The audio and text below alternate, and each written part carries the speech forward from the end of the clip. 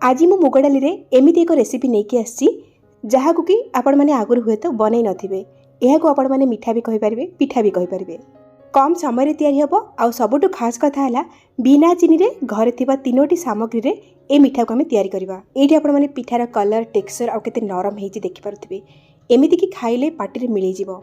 जे कोनोसी स्पेशल दिन रे बा एमिति किछि टेस्टी मिठा खाइबा पई इच्छा हेले आपण मैंने आको ट्राई करंतु। देखिबे घरे छुआरु बड़ समस्ते पसंद करिवे। ए रेसिपी को बनाइबा वीडियो को पूरा देखंतु। आशा करिबे कि आज रे रेसिपीटी आपण मानकु निश्चय पसंद आसीबो। वीडियो भल लागले लाइक करिवे, शेयर करिवे। चैनल रे आपण जति नुवा ताले प्लीज सब्सक्राइब करनेबे। फेसबुक पेज रे देखुतिले फॉलो तो निश्चय करिवे। नमस्कार, लता ओडिया किचन रे आपण समस्तंकु अनेक अनेक स्वागत। मुग डाली रे तैयारी टेस्टी मिठा बा पिठा बनाइबा पई एठी मु मेजरिंग कप रे मापिकी गोटे कप बा 150 ग्राम रे नीची कंचा मुग डाली। मुग डाली को जे कोनोसी कप गिना बा ग्लास रे मापिकी नियंतु। सेई जगह रे हम सब जिंस को मापिबा। मेजरमेंट जदि आपनकर ठीक रहइबो ना ताले मिठा भी आपनकर परफेक्ट तैयारी हबो। ए रेसिपी बनाइबा पई आमे मुग डाली को बतुरै मानी केवल जाली ऊपर मुग डाली को रखिकी एमिति भला भाबरे धोई नबा। धोइला परे मुग डाली रे जहा भी एक्सेस पानी रहइबो ना एमिति जाली ऊपर जदि धोइबे एक्सेस पानीटा पळै जिवो। जाली ऊपर एभली आमे 5 मिनिट डाली को छाड़ी दबा। तापरे गोटे कड़ाई गरम करके सेइथिरे आमे ए धुआ मुग डाली को दबा। ध्यान रखंतु मुग डाली को बिल्कुल बतुरैबेनी। फ्लेम को आमे मीडियम हाई रे रखिबा आ मुग डाली को क्रिस्पी हैला पर्यंत भाजी नबा। एठी आपण माने भाजिला बेले ध्यान देबे जे मुग डाली को लगातार एभली एपट सेपट करके भाजिबे जेमिति मुग डाली पोड़ी न जिवो। किछि समय भाजिला परे मुग डाली रे बढ़िया कलर आसी जाईछि, क्रिस्पी हे जाईछि। एतिके पर्यंत भाजिबा। एबे आमे गैस रो फ्लेम को ऑफ करके डाली को साइड रे रखिबा आ उठके ठंडा करिया पई छाड़िबा। एपटे पुणी थरे फ्लेम ऑन करके गोटे छोट पैन मु बसैछि। पैन गरम हैला परे सेतरे मु गोटे चामच दउछि गुआ घियो। घियो गरम हे गला परे 2 रु 3 चामच एथरा आमे दबा कटा नडिया। मुगर जो पिठा बा मिठा आमे बनाउछे ताको खाइला बेले जदि पाटी रे खंडे खंडे नडिया आसे ताले खाइबा पई बहुत बढ़िया लागिवो। लो मीडियम फ्लेम रे नडिया को किछि सेकंड भाजी सरला परे आमे गोटे बड़ चामच कटा हैतिबा काजू को पकेइबा। निज मन पसंदर ड्राई फ्रूट सेठी आपण माने छोट छोट करी काटी की नै पारिबे। ओ हल्का टिके गोल्डन कलर हैला पर्यंत आको आमे फ्राई करबा। पोड़ीबेनी। तो देखंतु ये भाजी ही गला। एबे फ्लेम को ऑफ करके आको साइड रे रखिबा। आ एपटे आमे जो मुग डाली को भाजी के ठंडा करथिले ना से पूरा ठंडा हे गलानी। एबे आमे भजा मुग डाली को ग्राइंडर जार रे दबा आउ एकदम चिकना करके ग्राइंड करके नहीं आसीबा। बिल्कुल भी दरदरा करिवेनी, पूरा फाइन पाउडर करिवे। तो देखंतु एई भली मु गुंड करी नैछि। जदि टी खदडिया रहइबो ताले आपण माने चलै पारिबे आको। एठी मुग डाली मोर बहुत भलो भाबरे गुंड होई जाईछि, सेति पई मु आको चलौनी। एबे आमे ई मुग पाउडर को गोटे कड़ाई को शिफ्ट करनबा। आउ एठी देखंतु से सेम ग्राइंडर जार नैछि जोथि मु मुग को गुंड करथिली। सेइथिरे आमे सेई समान मेजरिंग कप रे मापिकी 2 कप दबा नडिया कोरा। गोटे मीडियम साइज रे नडिया को एठी मु कोरिकी नैछि। एबे आमे एथिरे गोटे कप पानी दबा से सेम मेजरिंग कप रे मापिकी। आ आकु चिकन करी ग्राइंड करके नै आसीबा। आ गोटे जाली ऊपर एमती सफा कॉटन पतला कपड़ाटे पकेबा और ता ऊपर बट्टा नडिया को देकी भल भाबरे चिपुड़ी नबा। ए रेसिपी को बनाइबा पई हमकु नडिया रसर दरकार पड़िबो जोथि पई कि ए पिठार स्वादटा बहुत बढ़िया आसीबो। गोटे कप मुग पई हमकु 3 कप नडिया रसर दरकार पड़िबो। सेथि पई आमे कोन करबा ए जो चिपुड़ा हेतिबा हमर दरदरा नडिया कोरा को पुणी थरे ग्राइंडर जार दबा। आ से समान कप रे मापिकी आउ गोटे कप पानी देकी पुणी थरे ग्राइंड करबा आउ चिपुड़ी नबा। माने टोटल 3 कप पानी देकी 3 थर रे आमे नडिया को ग्राइंड करके रस को बाहर करनबा। 2 कप पानी देकी 2 थर ग्राइंड कर सलेनी। एबे लास्ट टाइम मु नडिया कोरा को देकी पुणी थरे गोटे कप पानी देकी आउ थरे ग्राइंड करनोची। बहुत जण एटी भाबुथिबे नडिया खीर छडा बा गाय खीर रे ए रेसिपी को आमे बनै पारिबो कि नाही। मु आगु को आपण मानको कहिबी जे बनै पारिबे कि नाही। एठी देखंतु हमर 3 कप नडिया खीर रेडी हे गला। एबे आमे ए नडिया खीर को गुंड करी रखिथिबा मुग डाली रे देकी भलो भाबरे मिक्स करि नबा जेमिति कि मुगर किछि गोटा अंश रहि न जाय। तो देखंतु मिक्स हे गला परे आको साइड रे रखिबा।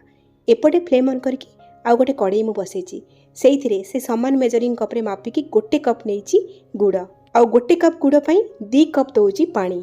एठी मु आपनको आउथरे कहि रखुछि गोटे कप मुग डाली पई नडिया खीर बनाया पई मु 3 कप पानी रो व्यवहार करथली।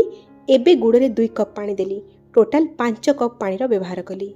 मीडियम हाई फ्लेम रे एबे हमें गुड़ को पानी सहित मेल्ट करबा। एठी हमको गुड़ को पाग करबार नहीं, केवल गुड़र गोटे अंशटा पानी रे मिसिबार अछि। एबे हमर गुड़ पानी फुटी आसलानी। गुड़र गोटे अंश किछि नाही, माने गुड़ भल भाबरे मिसि गलानी पानी सहित। एबे कोन करबा गुड़ पानी को हमें साइड रे रखिबा। आ एपटे हमें जो नडिया खीर रे गुंड मुग को मिसे की रखिथिले सेई कड़ाई को हमें फ्लेम ऊपर रखिबा। गैस रो फ्लेम को मीडियम हाई रे रखिबा। आ लगातार एई भली गोळई गोळई आको हमें गाढ़ा करबा। ए पिठा बा मिठा को जदि आपण माने गाय खीर रे बनेबे तार टेस्ट अलगा आसीबो। जदि आपण माने नडिया खीर रे बनेबे तार टेस्ट आ टेक्सचर अलगा आसीबो। ता छड़ा नड़िया क्षीर आपण मैंने जब गुड़ पकईबे ताहले आपणकर क्षीरटा छिंडीबनी किंतु जदि आपण गाय क्षीर गुड़ मिसई देबे ना आपणकर क्षीरटा छिंडी जाई पारे। जदि गाय क्षीर व्यवहार करछंती ताहले चीनीर व्यवहार करेंगे। तो देखो ये गाढ़ा ही आसलानी गैस फ्लेम को स्लो करदेबा आ ये गोटे चा छणारे पूर्वर तैयारी कर रखिथिबा गुड़ पानी को आम छाणी नबा। जदि भी गुड़े किसी मैला थिबो से छाणी हिजिबो आ भल भाव आको आम मिक्स कर नबा। गुड़ पानी सहित मुगर मिक्सरटा जितेबाला भल भाव मिक्स हो गैस फ्लेम को आम मीडियम हाई रखा आउ लगातार ये गोली गोली आपको आम गाढ़ा करवा। मुगर ये पिठा को आम जो बनाऊे यहाँ जिते सीझब ना आर टेस्ट टेक्सचरटा सेते बढ़िया बाहर की आसो। आउ गोटे बहुत बढ़िया कथा कौन जानते ये पिठा को आपण मैंने जहाँ को खाइबा को देवे ना से बिल्कुल भी जानीपारे जेटा मुगर तैयारी होली। जड़े जड़े मुग खाइबा भल पाती से तो ये पिठारे मुगर बास्ना बिल्कुल भी आसबनी। यही 10 ରୁ 15 मिनिट आपको लगातार गोलेला ये गाढ़ा ही आसलानी और देखिपे आग अपेक्षा यार कलर भी चेंज हो गलानी। ता छड़ा ये सिझिबा परे नड़ियार जो तेल अंशटा सेटा भी ऊपर आसीगलानी बा एथिरे आपन को गोटे साइन आसीबो। ए स्टेज रे आम कौन करबा ना पूर्वर भाजी रखिथिबा नड़िया आ काजू को देदेबा ता सहित आम 2-3 पिंच देदेबा लुण। मीठा जिनस बनाऊँगी लुण टिके पकेले टेस्टटा बालांस होकर रहिबो। या सहित गोटे छोट चामच गुजराती गुंड देकी भल भाव पुणी थे गोले नबा आउ किछि समय आको आम फुटेबा बा आउ टिके गाढ़ा कर नबा। आउ गोटे कथा ध्यान रखिए आको फुटेला बेले ये ना छिटका मारी थाए से ध्यानर सहित आपको गोलेबे। तो आउ 5-6 मिनिट गोलेला ये टेक्सचर को आसीगला जोटा कि एकदम परफेक्ट टेक्सचर। जो बबल्स गुड़ाक आसो ना पूरा बड़ बड़ बबल्स होकर आसो। आउ देखंतु केते ग्लेज आसुची आ गाढ़ा भी हो जाइए। आ मु ऊपर तलू पकाऊँगी रही रहीका पड़ुची एटा जानवे आर कंसिस्टेंसी परफेक्ट अच्छी। आमको एतिकी पर्यंत ही आपको रांधिबार अच्छी आठू आउ बिल्कुल भी अधिका गाढ़ा करिबिनी। ये बहुत भल भाव सीझीगला। प्रथम रू एपर्यंत आपको रांधिया मते 20-25 मिनिट समय लगी। एवं आम गैस फ्लेम को ऑफ करवा आपको सांगे सांगे नहीं कि आम गोटे जगार सेट करनवा। कड़े एमती बहुत समय छाड़देविनी ना कौन हम ना कड़े ही सेट हो। तो ये मुझे देखो नहीं गोटे केक टिन और से अल्प टिके घी देकी चारिआडे लगे नौची। आपण मैंने जेकोसी स्टील प्लेट नहीं पारे आपको सेट करने। मुगर ये मिक्सर को देकी टिके एमती बाड़े नवा जमती कि चारिआडे स्प्रेड हो भल भाव में आर उपरटा को चामच टिके घी लगे चारिआडे सम्मान करे नवा।